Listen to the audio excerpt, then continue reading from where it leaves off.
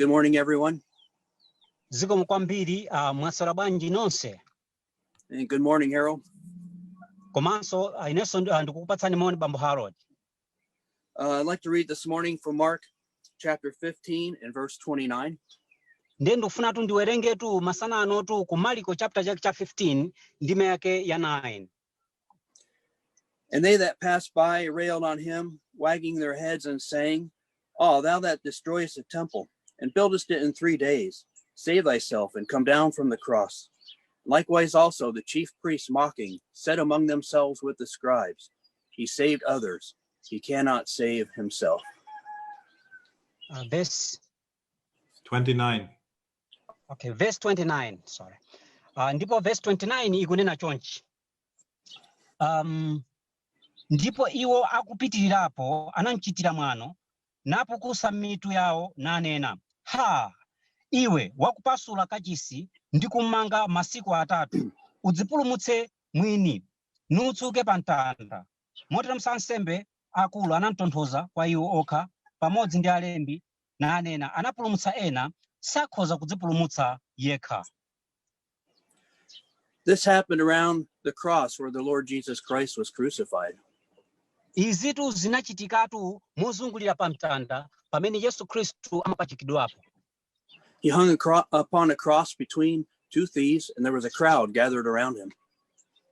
Iyetu anapachikidwatu pa mtandatu pakatikati pa mbava ziwiri ndipo panali chigulu chimene chinamuzungulira iye.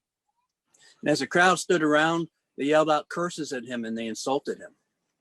Ndiyetu pamenetu gulu lija limazungulira ndipo anayambatu kufuulatu koma anayambanso tu kumulalatira iye. And one of the men yelled out from the crowd, "He saved others, himself he cannot save."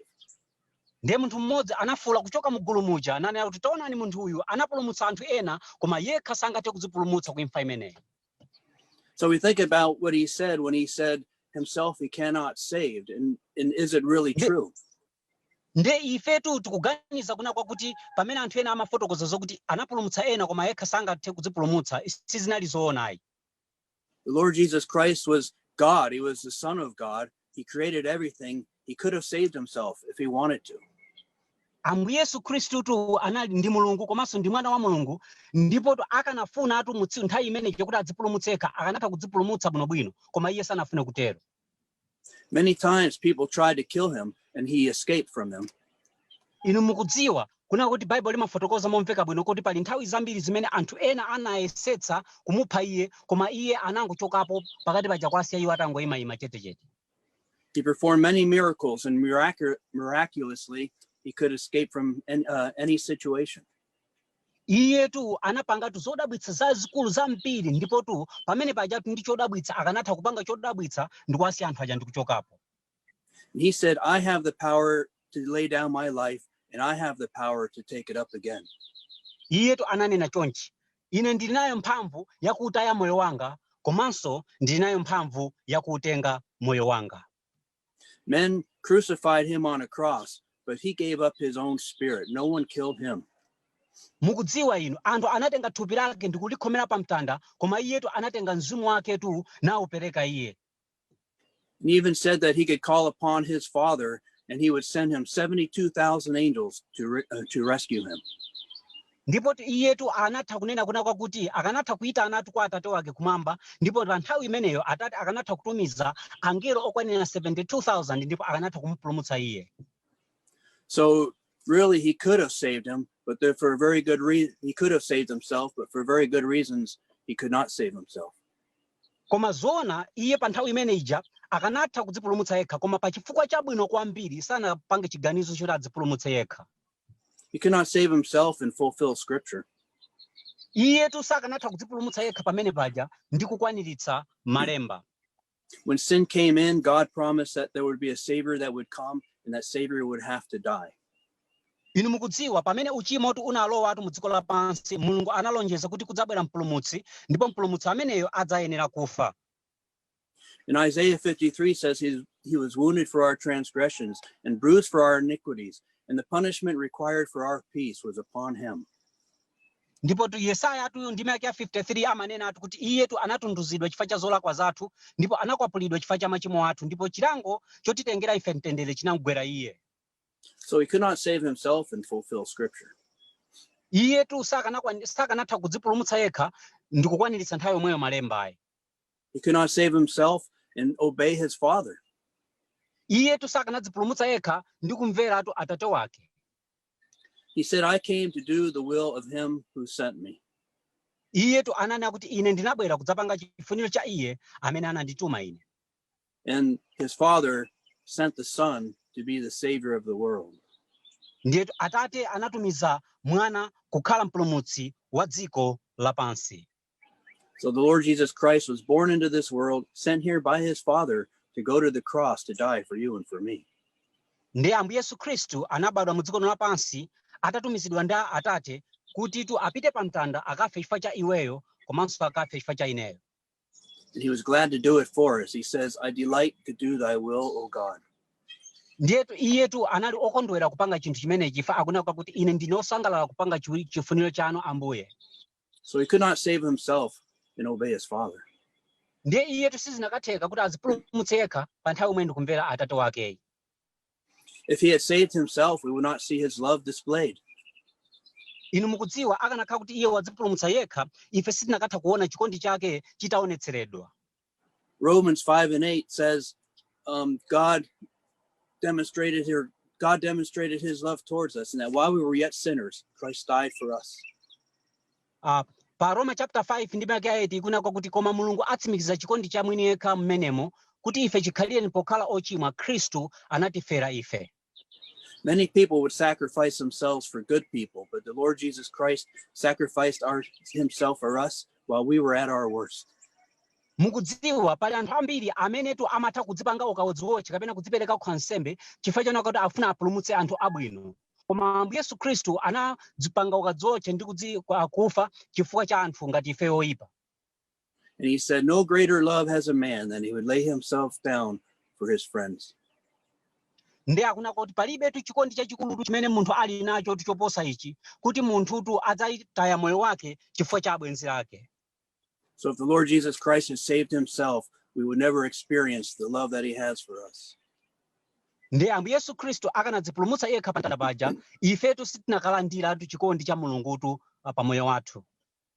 And the Lord Jesus Christ could not save himself and save us. Ambuye Yesu Khristu sakanadzipulumutsa yekha nthawi yomwenso ndi kutipulumutsa ife.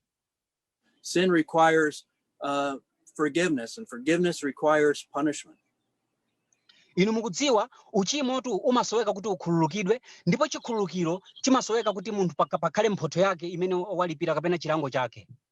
And the Bible says without the shedding of blood there can be no forgiveness of sins, and so Jesus shed his blood for us. Inu mukudziwa ndi Bible limafotokoza kuna kuti popanda atu kukhetsa mwazi palibe tu chikhululukiro cha machimo ndipo Yesu Khristu anakhetsa mwazi wake kuti ife tilandire chikhululukiro cha machimo. The writer to the Hebrews says that by the grace of God he tasted death for all men. Ndipo tu olemba atu buku la Hebrew ananena kuti chifukwa cha chisomo cha Mulungu iye tu analawa imfa m'malo mwa anthu onse. But he is not the one who received grace through his death. We're the one who received grace through his death. Koma iye tu si amene analandira chisomo kudzera mu imfa yake, ifeyo ndi amene tinalandira chisomo kudzera mu imfa yake. And so if he has saved himself, there is no way that you and I could be saved. We would be lost forever.